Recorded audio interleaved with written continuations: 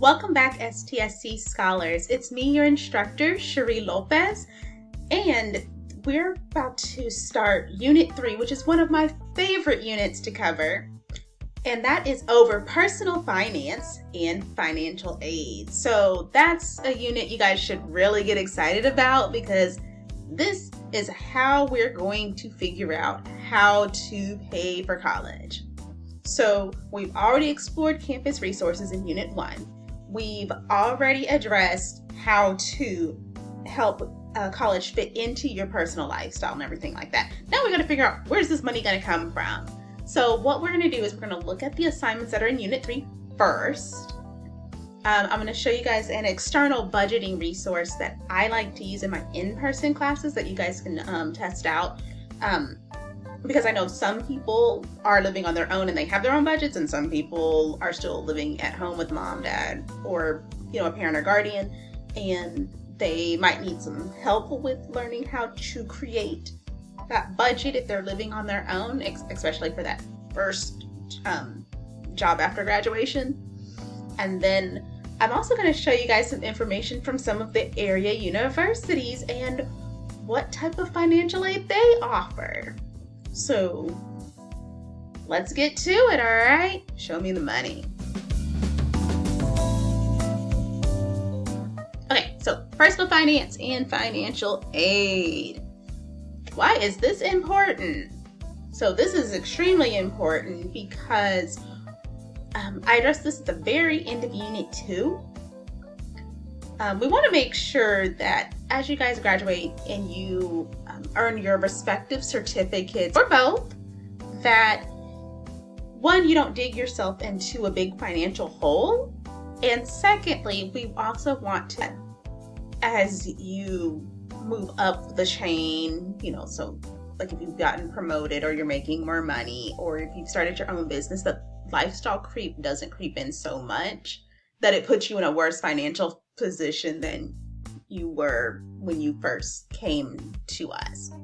Not saying that anybody's in a bad financial situation, but we don't want to create an issue that didn't exist prior to your educational journey, if that makes sense.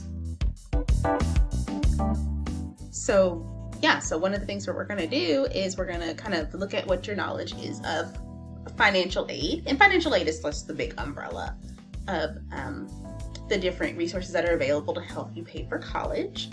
And then what you'll also do is you're going to create a sample budget for me. In our in-person classes, you guys would be doing this as a group project, so you'd be divided up into like little mini families. And we'd give you a profession, we'd give you a adjusted gross income, after taxes. We'd have it broken down where you live and all that kind of stuff, and then you have to budget. So if I'm living, do I have a cash car, or am I financing a car? Am I leasing a car? Groceries, different things like that. So you'll have a PowerPoint here, not a PowerPoint, a Prezis.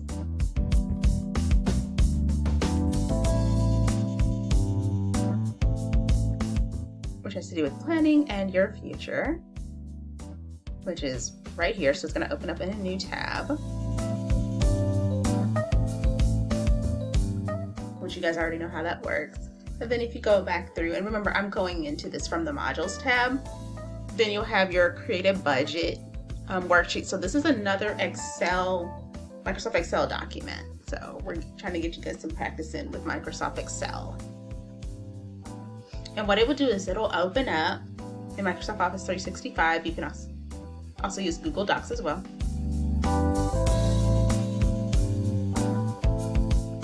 Enable editing. And then you get to develop a personal monthly budget. And you can fill in all this information here. Whether you get paid on a weekly basis, if you get paid every other week, if you get paid once a month. You can fill all that in. And what we'll do is we'll have you come up with, the things that I just mentioned, like with your expenses, If you're using public transportation, remember as students, you do get to ride public transportation at no cost to you, so take your student ID with you.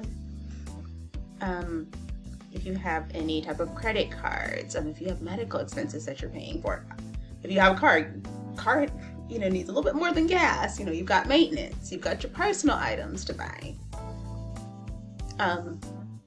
tuition, all that kind of stuff. That's all going to be here.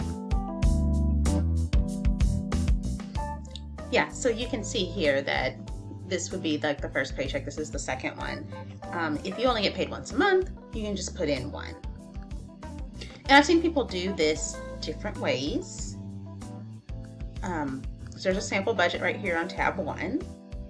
This is your budget on tab number 2 down at the bottom. I've seen some people use their actual budgets. Some people use their parent or guardian's budgets. And then I've also had people use the budget for like their intended career. So there's a way you can research what like the average starting pay in the area is. Like you can use Career Coach, you can use ONET, and a couple of other resources that kind of give you the labor market information. So you have an idea like, hey, I'm an entry-level nurse. How much can I expect to make per year? And then you can break it down by like a monthly income.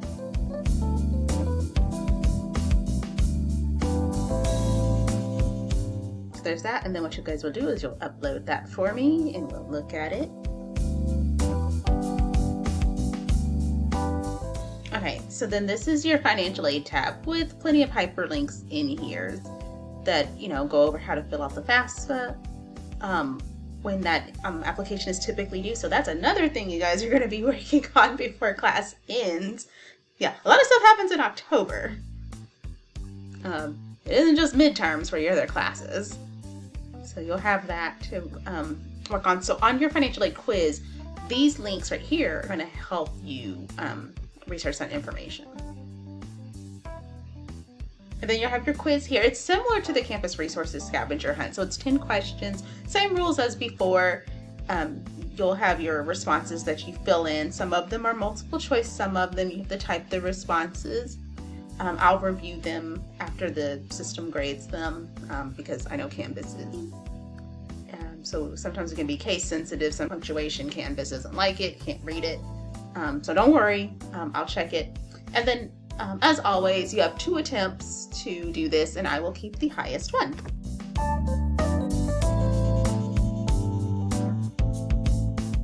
See, and then that brings us to Unit 4. So you actually only have 2 things to do, which isn't bad at all. So now we're at pretty much right at the 8-minute mark. So let's look at a couple of those other things that I was talking about. So let's say, hypothetically, you need help with budgeting. So this is one of the resources I use in my in-person class, and we would do this together. This is called Texas Reality Check, and it's a website that's sponsored by the Texas Workforce Commission, and they pull information from the occupational handbook. What's unique about this one versus going straight to ONET is ONET is going to pull the state averages. So not just Texas, but other states. So that's good if you were planning to move outside of Texas. If you're planning to stay in Texas, I would probably use this one because it's going to give you an idea of what the market looks like here in this area if you're planning to actually stay here. So you can, look at the occupational calculator. So you can choose an occupation, and then you can kind of see if the expenses and your salary match up. Or you can do a lifestyle calculator. So you can budget first, and then based on that money that you spend, it's going to give you a list of different occupations that are going to earn that salary that you need to sustain the lifestyle that you have in mind. And it's going to give you ideas of not just the names of them, but what the minimum education level is, if there's any type of special certificates or licenses that you need to obtain. All that kind of information will be there. You see? And it covers Dallas, Fort Worth. You can go out west to Midland, Odessa. You can go out to El Paso. You can go to Austin, Houston, San Antonio. You can go down, down to the valley. You can go along the coast. You can go up to Amarillo. However you want to do it. And it's kind of interesting to play with these different ones because what you might get paid here might look different than what you get paid in Austin or Houston or San Antonio.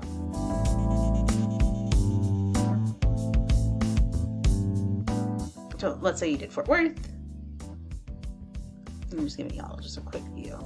So now you have your options of, are you gonna live at home? Are you gonna get like a little studio apartment? And this is like an efficiency. If you're gonna get a 1-bedroom apartment, are you gonna get a 2-bedroom apartment? Are you probably gonna try to get a house? Chances are what you see here might not be downtown Fort Worth, so that's something to keep in mind as well, because I know I've had people look at the prices and they're like, that's not what it is, and some people are like, no, it's more, no, it's less, and I'm like, what part of town are you looking in? Because your money is going to get you different things on different sides of town. That's the same thing that you're going to see from when I lived in Arlington, when I lived in Mansfield. Oh gosh, when I lived in Austin, it was so expensive, but I learned if I can live there, I can live anywhere else in the state. I learned how to budget like a boss living down there. So yeah, to give you that, you can do like your utilities. You got to furnish your apartment.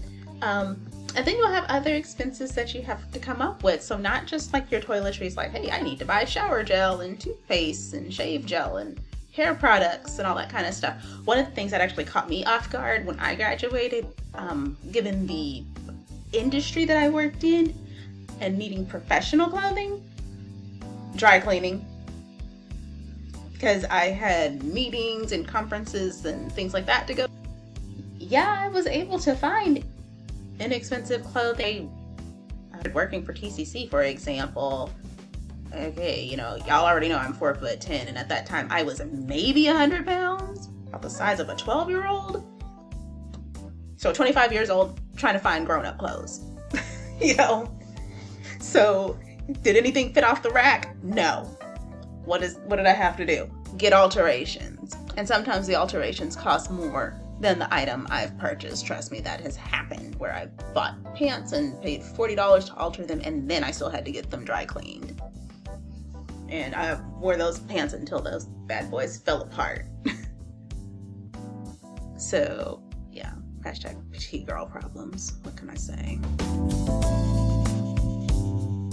So that was one thing that caught me off guard. So yeah, you can look through that, and then what it will do is it will give you your monthly budget. It's going to multiply it by 12 to give you a yearly budget. It even gives you an opportunity to budget for children if you decide to have children in the future, or if you're going to factor in kids that you have now. And then it'll give you an idea of the salary that you would ideally need to make based off of the money that you spent in this simulation.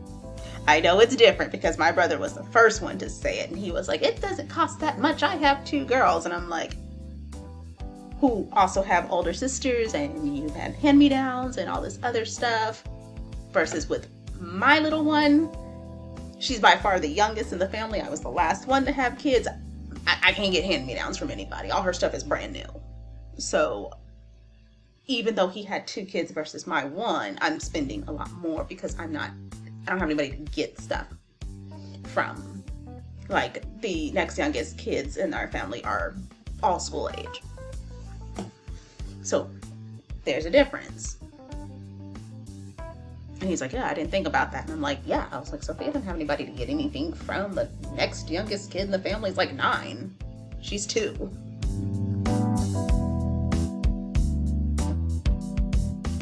Okay, so one of the other things that we were talking about, where are we at? Minute 14 and some change.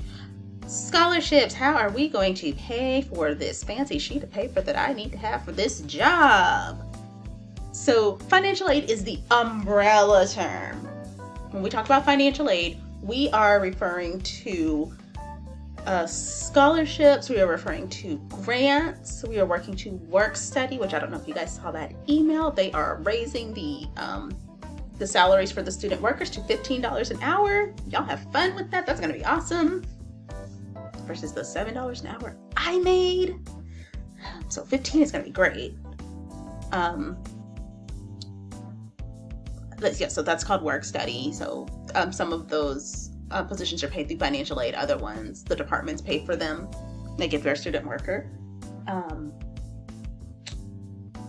Loans, I would use as a last resort. I really don't think you need them at TCC's level because of the number of scholarships that we do have in-house, and you can apply for external scholarships as well. And remember, just if you're not eligible now, don't count yourself out because, you're brand new. You're going to see a lot of these applications are going to open at the first of the year next year. Well, the semester ends here in December. You'll have a new GPA by then, or even if you don't have a GPA now, your GPA is going to calculate by the second week of December, like around the 14th or the 15th or so. So you'll be able to apply for things over the holiday break. And hold on to those applications because you can use them for other scholarships and grants. So see, there's just a few of them right there. And you'll see some of this, like one of your questions on your financial aid is going to ask you about this, which is why I am showing it to you. So what I did here, because I'm sorry I went too fast. Go back. There.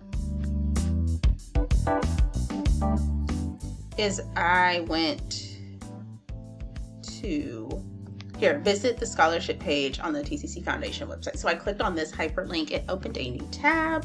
It took me to our scholarships. Save this date. The application opens February 21st, 2022. It's very, very similar to the essay you will be writing for this class. So hold on to your life goals paper because it's going to almost exactly ask you the same thing. And what you can do is you can use this paper. You just need to change the introduction, the conclusion, and add a few things that they're going to ask you about here. Probably going to have to lengthen it a little bit, get it closer to 600 words. But you don't have to start over from scratch. You're welcome. That was an intentional move, guys. So take your homework and go make some money. If we have community scholarships available, there'll be some here. If you came from Birdville ISD, sometimes they put some in here as well. Sometimes there's some other ones in here. I know there was some ones here.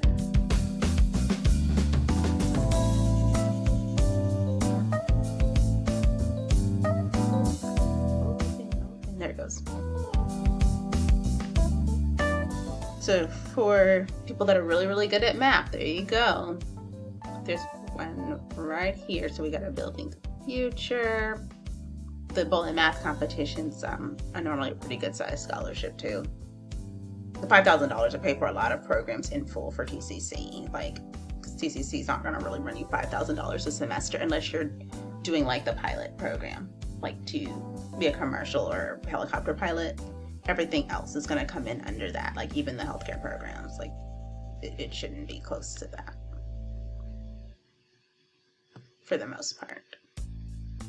And then there's your lovely scholarships. So you see this is where it's going to open. You use your TCC email, you sign in.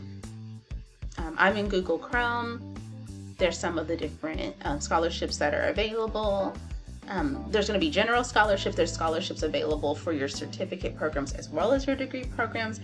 And one of the newer things that we have available for the non-credit programs. So let's say you decide, I'm going to do the pharmacy technician program.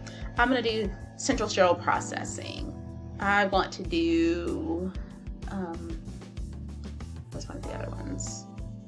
I don't know, we'll just use pharmacy. Okay, so there's funding for that.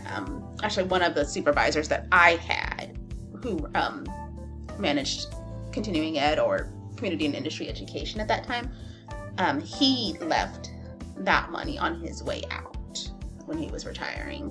So that was all him a couple of years ago.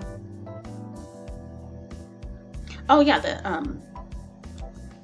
some of the ESL classes too. English as a second language. I forgot that's a big thing where we have funding for that too. The Texas Public Education Grant will cover those.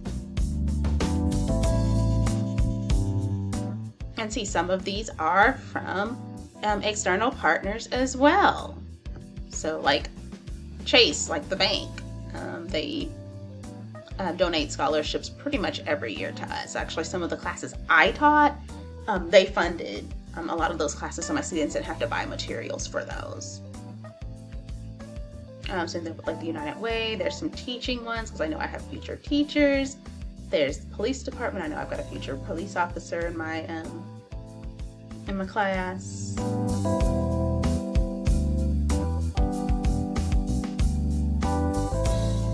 One of my colleagues from the South Campus established that one. That's for our students that are in one of the programs, one of the special programs that we have at South Campus. Women's Scholarship. See, and that's just page 4. There's 4 pages of this, y'all. See, Acme Brick. I know I've got a construction management major. This is the interim chancellor right now, so her family actually established one. So she was the president at Northwest Campus. He's a professor at UTA. The AAC has a scholarship. There's another construction one right there. Actually, I have a student that won that. One of my guys that's studying civil engineering right now. Yep, you see Bell's involved. Cabela's. I know even like Liberty Mutual has one. See, there's Dr. Wells's one for the non-credit students. This was a former coworker of mine too. Oh, Dr. Robertson left one too. She's still working here. I don't think she's retired yet.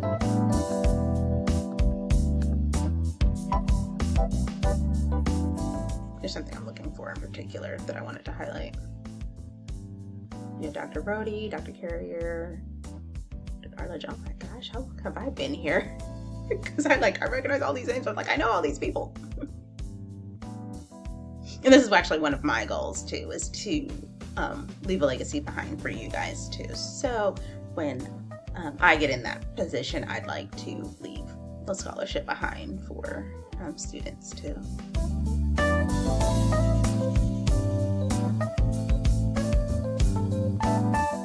So we do invest back in you guys.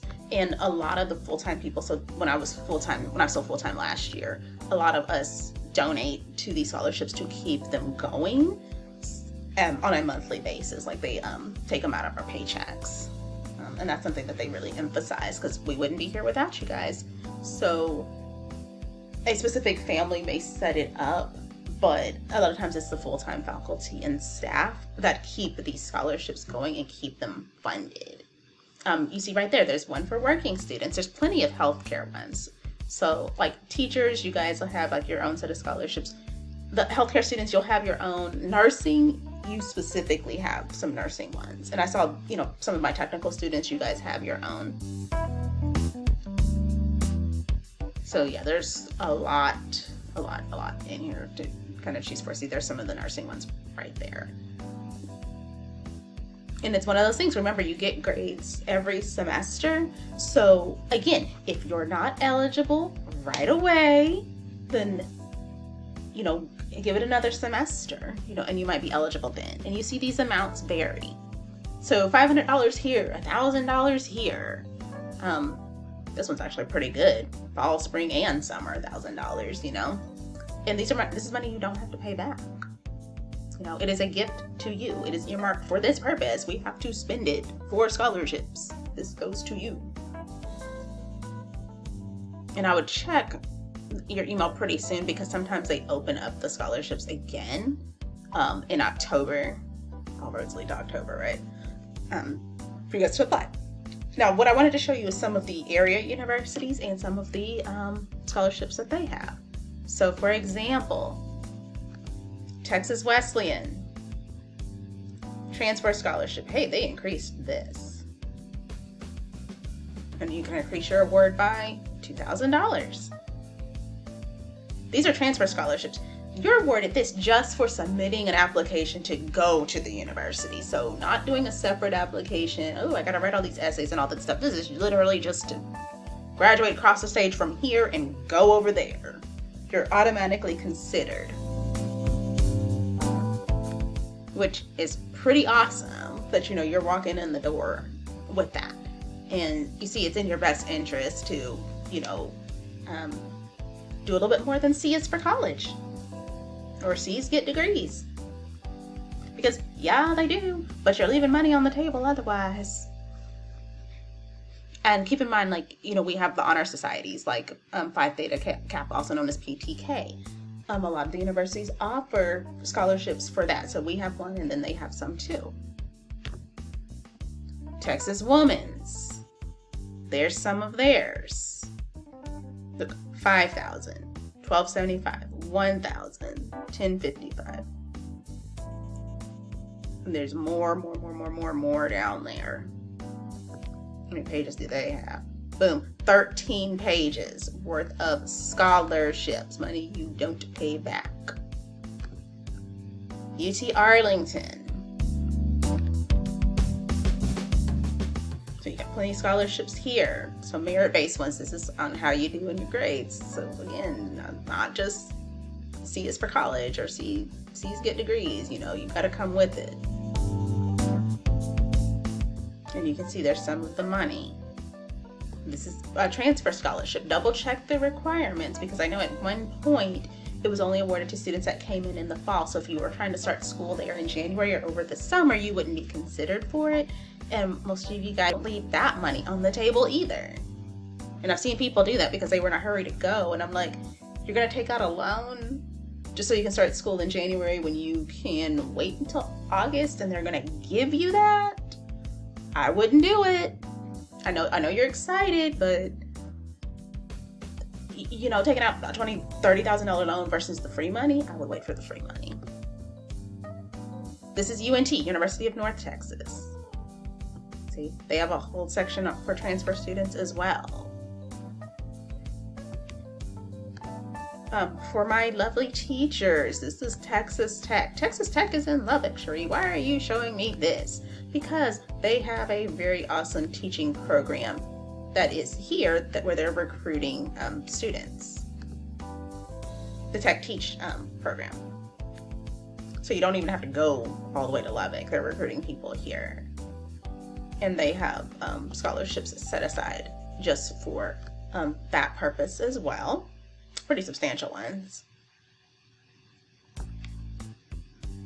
Let me see, this is the flyer for the grant.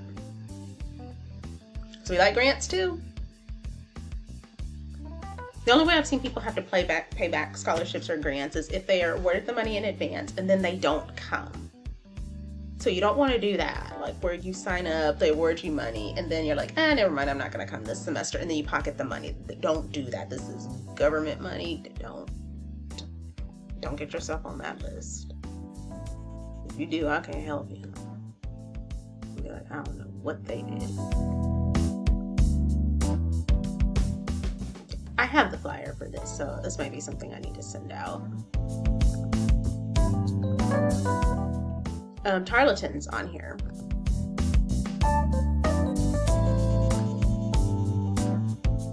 See their dates, their deadlines right there. So you see February and December. So a lot of the stuff you do early, really early.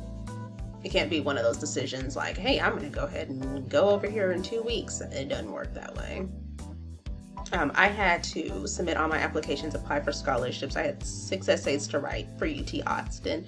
I applied in November of 2002 to, at that time, start class in August of 2003. Let that sink in, how early that was. I hadn't even graduated yet. And I had my decision from them and from Baylor before that first semester my senior year even ended. I had both those acceptance letters, my financial aid offers, everything was done. I took my Thanksgiving and I worked on all that kind of stuff. I wrote 6 essays in 4 days. And then I used them for other schools, like when I applied for like Texas A&M and OU and everything. See, and then Tarleton's gonna have a bunch. And then don't even rule out, TCU, because TCU even has transfer scholarships too. They're gonna look at a lot of outside activities and things like that too. So they want to see that you're gonna do some things And see, these are pretty substantial. And these, this is more than a year, like 6 semesters, 8 semesters, those different types of things. There's that PTK I was talking about, Phi Theta Kappa. Boom, right there. Full tuition and fees. Oh, well, people don't get that. I can name 5 off the top of my head that have. It is possible. You just gotta really get in there and dig in there. And if you want it bad enough, you can get it.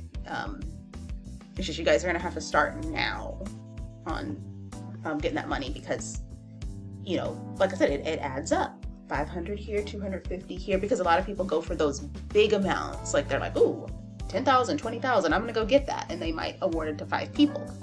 But a lot of times people overlook the smaller ones. So go after those smaller awards too and stack those up, put them in the bank.